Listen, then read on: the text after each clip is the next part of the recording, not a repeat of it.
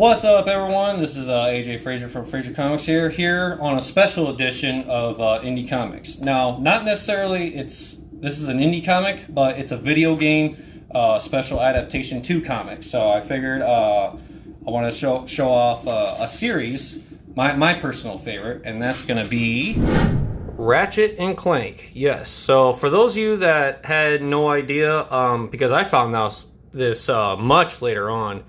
That they did a very small comic book series for Ratchet and Clank, published and released on November of 2010, so quite a while ago.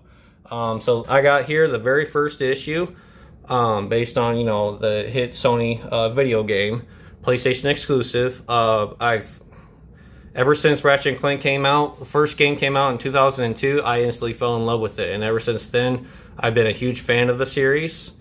As you can see, this is just an example of some of the merchandise I got. So recently, PlayStation had, released a Ratchet and Clank combo pack of Funko Pops here. I've got it in a nice hard case here, so that way keep it nice and mint condition. And then of course we've got Captain Cork action figure. I've got tons of more that I'll show probably at the very end of this video of my whole entire collection of Ratchet and Clank. So, but first and foremost, let's talk about the comics. Alright, so as you can see, I got it open here. We're going to kind of dive in here to show you guys kind of the work by what Fixman and Archer did when they were releasing this series. So yeah, as you can see, Ratchet and Clank, at their garage on Ratchet's home planet, Planet Velden. As usual, going on intergalactic adventures. Not like the ideal plan here, but I mean, what can you say? Ratchet and Clank never gets a break from anything. So, yeah, as you can see, planet getting destroyed and whatnot. And at the very end, we kind of come across this guy right here. His name is former intergalactic president, Artemis. Now villain for this story arc. And as you can see, we're kind of skipping ahead here. So they went on to doing issues like 1 through 6, and there's also a trade paperback edition, which I found out again later, which I do not have, but I have all these single issues here, which are very hard to get nowadays. But yeah, as you can see, kind of published by DC and Wildstorm. They kind of go hand in hand a little bit on this series. Same guys that made these books. This ran from November of 2010 to where is it? April of 2011. So, in terms of how canon this story goes, if you were to play Ratchet and Clank Crack in Time, and then going into playing Ratchet and Clank All for One, this is the story that's in between that happens.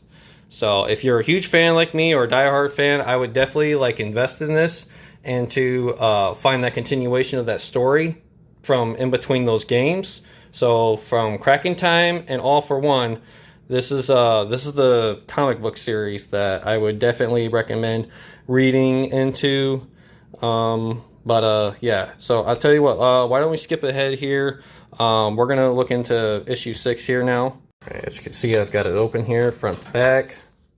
Right, first page here, they're trying to locate Ratchet and Clank and what happened with them. Just some more artwork here, some of the panels. I really like this page right here. Main goal is to try to retrieve this shard so that way he doesn't get a hold of it. And for those of you that are wondering, how did Captain Cork become president? Well, basically after the events with him, he sits in office and becomes president. Obviously, he resigns after a while throughout the series, but in this book, it explains how he got to be president, intergalactic president. And we end off this small comic book series of Ratchet and Clank with Artemis going to some planet, and oh, looky here, we've got a familiar villain. So, Emperor Tachyon, and that'd be about it, and they're on that small rock. And there you have it. That's about it to sum up of this small comic book series. There's only 6 issues and a trade paperback for it. Oh yes, and my overall grading for Ratchet and Clank, knowing that I'm a huge fan, I'm going to give it probably about a 9.5 out of 10.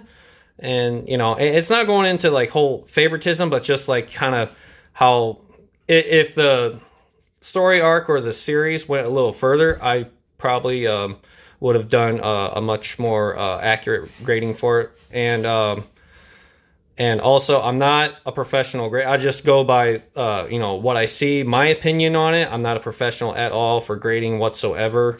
I don't work for CGC. I just go by, reading the story and the characters and everything involved with it. So, again, I'm not a professional scaler or grader. I'm just going by what's on my opinion for it from Fraser Comics. So, and, well, that's about sums up for this episode, Video Game Edition.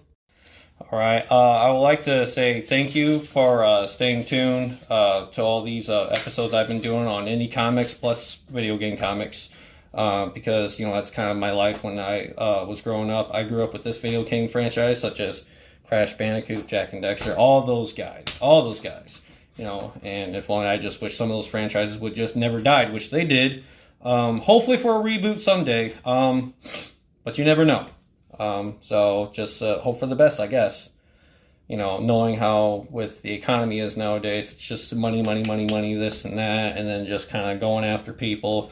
A little bit of a bunch of BS going on in the video game industry. But anyway, that'll be about it for this episode. Join me next time on our next indie comics episode when we talk about a comic book coming from Blackbird Comics, and the book is called, I believe it's called Canite. It's really hard to pronounce, but I'll show a reveal soon on maybe YouTube or Facebook or Twitter, whatever social media that we got out there, and tell me what you think of how it's pronounced, so that way I'm not sounding like a big dummy on it. Very unique book, very interesting book. But again, more detail about that next time. So again, thank you for staying tuned, and we'll see you on the next episode.